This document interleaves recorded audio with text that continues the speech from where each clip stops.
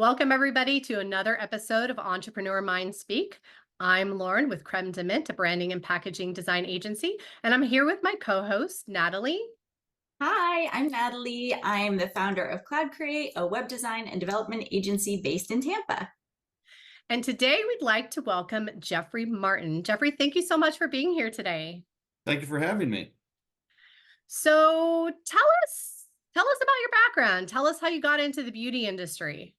It's been kind of a long road for me. I originally went to school for architecture. Right about the time I was graduating, kind of realized that that wasn't for me.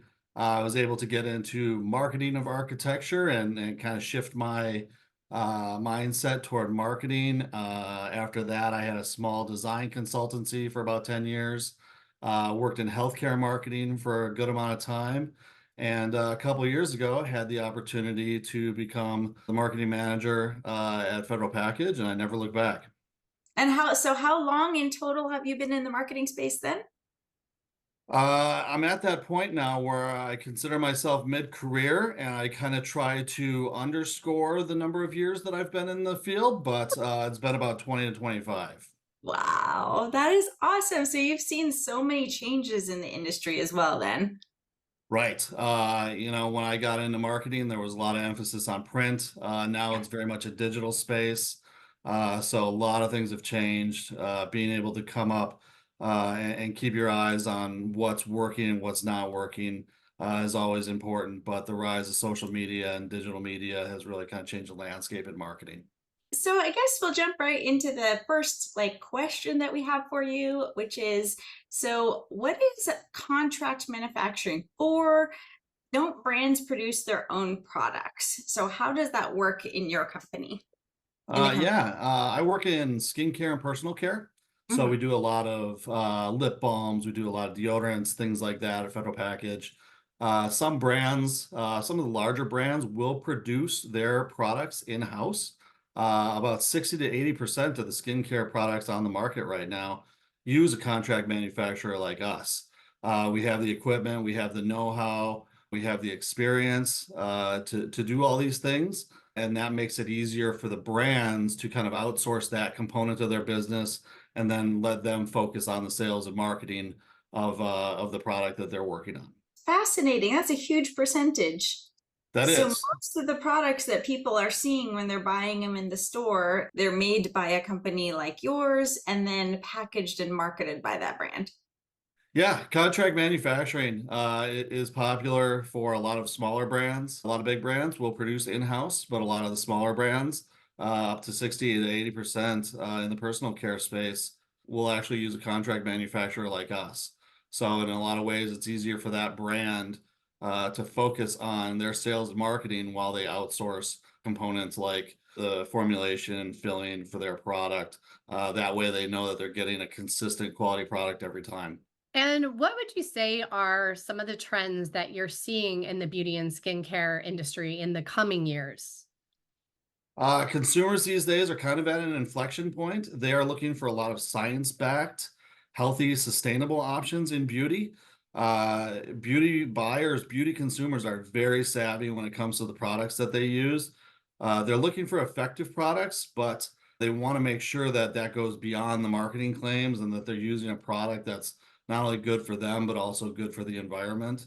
In 2022, some new federal regulations were passed to provide a little bit more modernization. The legislation is called the Modernization of Cosmetics Regulation Act, and that allows the FDA to provide greater oversight into the production of skincare and cosmetic products.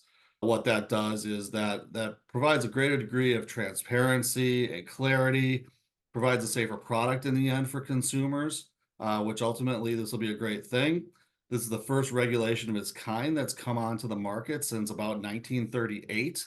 So ultimately, this will be a great thing for consumers in the end.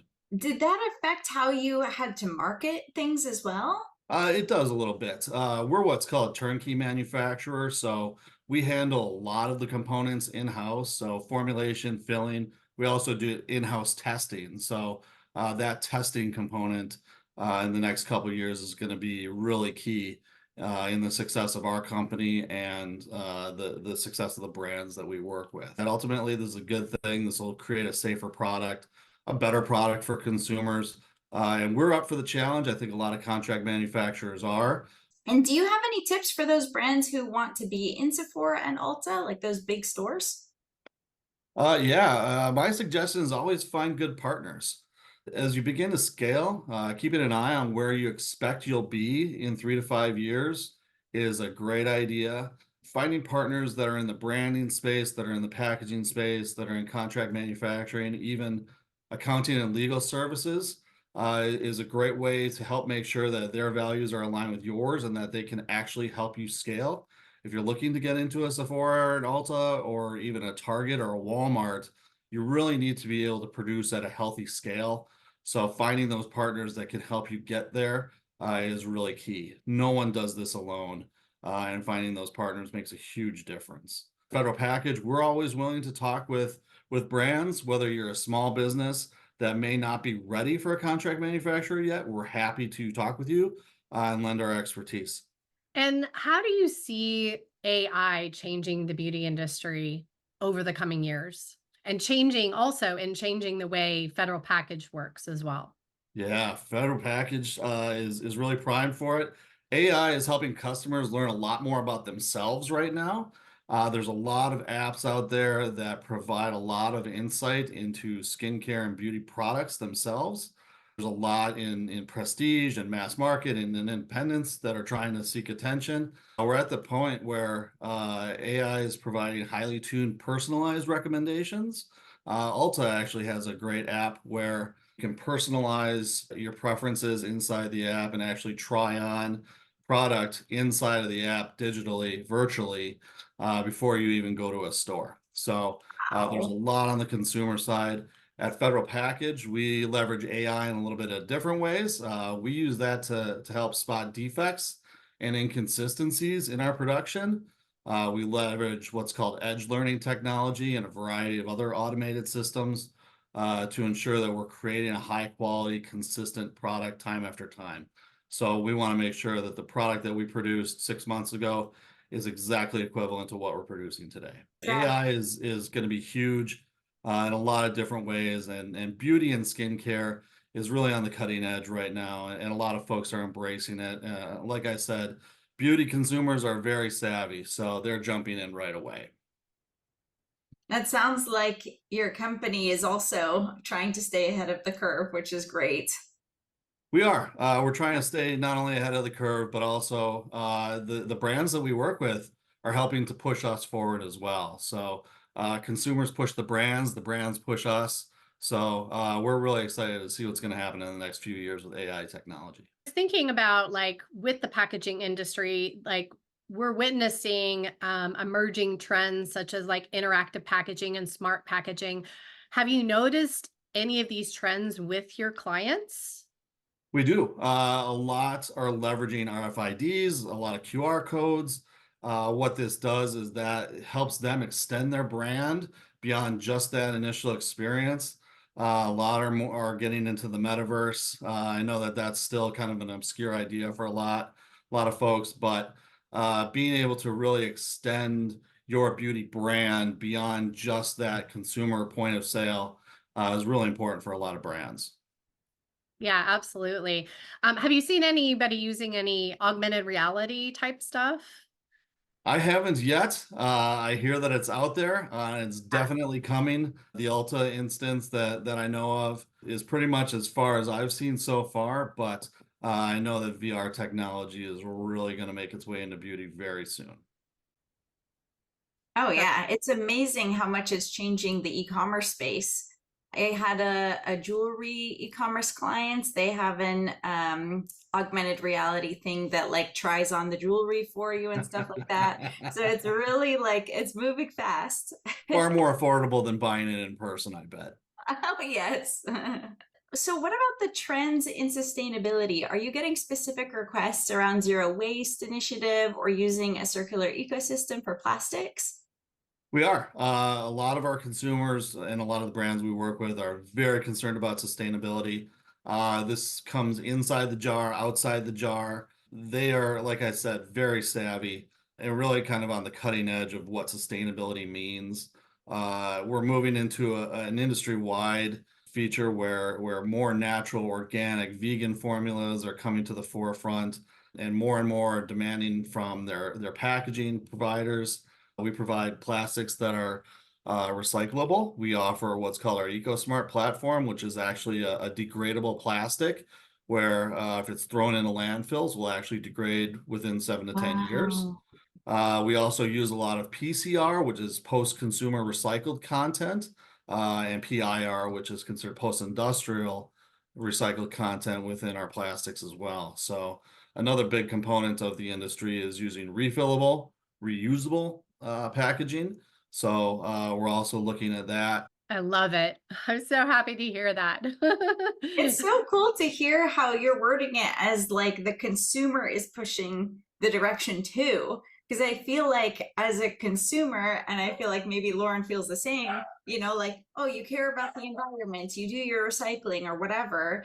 But then you're like, is it really making a difference? Like, is anybody listening out there? Are things really change? Is the change big enough that it's actually going to affect anything? So to hear it coming from the other end is really cool. Like, wow, like the manufacturing is really changing. It might be not immediate, but it is changing. Right. And especially with products like skincare, a lot of times the price point is such that it's really easy to change skincare companies, skincare brands, if you find that your values aren't aligned with that brand. So that's why brands are really trying to be on the cutting edge of a circular economy, sustainability, environmental responsibility, and providing leadership in that space. What about greenwashing? Brands have to be really transparent, making sure that they are sustainable because otherwise they could be accused of greenwashing. Right, right. We talk about it a lot. That's why we try to offer as flexible a package as we can when it comes to containers for our brands. At the same time, when it comes to the formulations, we provide a variety of organic and vegan options for them. Ultimately, this comes down to what the brand's values are. So, yes, there's a lot of greenwashing. A lot of companies and a lot of brands have gotten caught up in the last few years. Hopefully, we are kind of in a post greenwashing environment where people will be a little bit more honest about what they're providing. Larger companies have actually scaled back their initiatives because they found that they just weren't meeting those goals. And as lofty as they were, they found that they needed to scale back in order to be more realistic and then use that as a benchmark to move forward. So, we understand greenwashing is huge in the industry right now. That's why we're trying to work with brands as much as we can to mimic their values, to share their values in finding sustainable options, and making sure that we have the products, the ingredients, the formulation, the capabilities to provide an environmentally friendly product that those brands really want. I think that's a very helpful for people to hear and understand that there is a difference and that you guys acknowledge there is a difference and that, you know, it can be done in a realistic way that actually helps things and affects things. Right. And we're trying every day to learn what's new, what's innovative, what can save us time and energy and be productive and be sustainable. And there's a lot in manufacturing that can be done to do that, a lot to save on energy costs, a lot to save on shipping costs. It's a great learning environment. I mean, sustainability and environmental responsibility is kind of a new frontier that we're all going into together. So Yeah. being able to provide options for the brands we work with is really important to us. At what point would a brand be ready to work with Federal Package? When should somebody come to you? We typically work with brands when they're at kind of a growth inflection point. They've usually had some success in the consumer space, and they're really at that point where now they're going to grow substantially. So, or they're looking to get into a bigger retail market. So, that's the time when brands typically reach out to us. But honestly, we work with a lot of big household brands all the way down to emerging and indie brands There's really no bad time to talk with a contract manufacturer like us. We're always willing to share our expertise and help bring companies along. But usually, that point at which you're looking to kind of take your business to the next level is the best time to embrace a contract manufacturer. Do you have a certain MOQ, so certain minimum order quantity for those that are looking to work with you? We do have minimum order quantities, and a lot of contract manufacturers like us, it's kind of standard. We're usually somewhere in the neighborhood of 10,000 units when we're talking about containers, usually about 5,000 units when we're talking about contract filling and decorating. So when you look at MOQs of 5,000 to 10,000, that's actually relatively small. If you really are looking to get into a Walmart, you're looking to get into Target or an Ulta, 5,000 will go fast. So uh, usually a lot of times in our initial discussions, those MOQs, that price point, is kind of a sticking point. But when you think about all the product that you will end up be selling, it really is kind of a drop in the bucket. Yeah, that makes sense. What are the quantities typically that Sephora and Ulta would be asking in an order? Would it be 10,000 for their initial order? We don't necessarily see a typical amount. A lot of times, bigger outlets will do a pilot with you. So they'll put you in 5 to 10 different stores to see how your product will perform. And at that point, you're easily looking at 10,000 units. Hitting that MOQs is usually really easy if you're looking to get into the bigger markets. A lot of times, even if you're direct to consumer or if you're online only and selling through Amazon, the situation's similar. 10,000 can actually go pretty fast. So I know a lot of companies are hesitant to hold inventory, but at the same time, that inventory can really go fast. And do you hold the inventory or do you have to ship it immediately to your clients to their warehouses? Like how does that work? We'll typically ship directly to clients once the product is complete. That is great for us and it's great for the consumer, the brand as well, because then they can go through and kind of double check our work, do their own quality controls. So that way we've got more eyes on the product before it actually hits store shelves. That gives them better control of where the product goes after they touch it. What do you get asked the most by your clients? The biggest question that we are getting right now is, can we add SPF to that? I think a lot more consumers, a lot more brands, they're getting savvy about UV protection and the damage that the sun can do. And if you are creating a product like a lip balm or a lotion or a cream, and you're looking for a moisturizing effect, but you can also get a sun protection factor in there, that's kind of a double whammy. So you're really coming out ahead.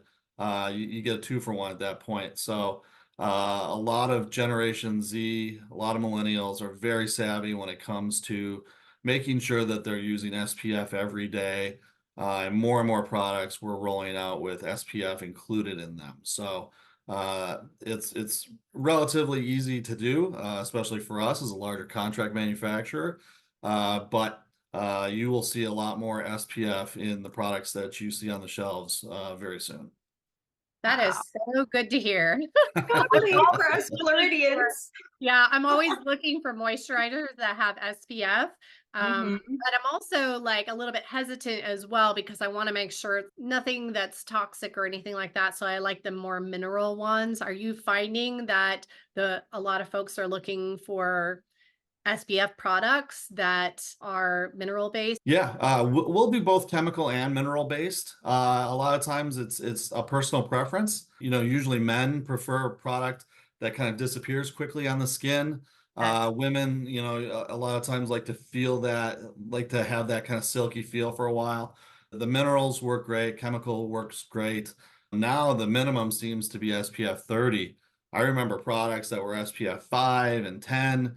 That just doesn't cut it these days. So the greater the SPF factor, the better almost in a lot of ways. So we Wow. can do that in a mineral lotion. We can do that in a chemical lotion as well. So Is there anything else that we haven't touched on that you think would be helpful to new folks that are in the beauty space that are looking to launch products or are maybe emerging brands? My recommendation is if you feel like you get stuck, find a mentor, find a business that can help you out. Don't sit there and wallow in a failure or a setback. There's a lot of companies out there that want to see new products succeed, that want to see new innovation hit the market, hit the shelves. We're one of them. So at Federal Package, we love hearing about the new ideas that brands have, the new ideas for skincare for men, women, pets. There's a lot of innovation out there, so we love to talk about it. Sometimes, if your brand is just starting out, we may not be the right fit, but we're like I said, we're always willing to share our expertise, and we want to see a lot of folks succeed. So there's a lot of room for innovation. There's a lot of room for contract manufacturers and brands to work together in this space. So the opportunities are almost endless. So reach out if you need help. Reach out to your contract manufacturer. Reach out to Federal Package. We're always willing to help. And I heard you just say pet products. Like what kind of pet products? One of the things that people like to do with their dogs is to apply cream to dog snouts and the pads of the underside of dogs' feet, because in the winter that concrete is pretty cold. So, Yeah. if you can get a little bit more protection on the bottoms of dog feet, doggy deodorant is going to be coming onto market shelves very soon. So, I don't know if you have a stinky dog out there, but it's coming. So, again, that's kind of a new frontier, an innovative new product that we love to see. And I was just imagining dry shampoo could be good for dogs. I mean, I'm just imagining, like, because you always have to shampoo your dog and stuff because they smell that. What if you had like a dry shampoo? Or is that similar to what the deodorant's going to be like? No, exactly. Same thing. We should talk after this call and we'll get you signed up. Love it. I love it. That is a great idea. As a doodle owner, I would love to try it. Yeah. And more, like you guys said, especially for dogs, in warm climates and cold climates, they're experiencing the same things that humans are. So it makes sense that this is going to become a growing part of the market. Natalie, do you have any other questions? I think you really helped cover everything, Jeffrey. Hey, well, Yeah. fantastic. Awesome. Uh, Well, thank you so much for joining us today, Jeffrey. We really appreciate it. And how can people get in touch with you? You can find me at federalpackage.com. You can also find me at LinkedIn, Jeffrey Martin in Minneapolis.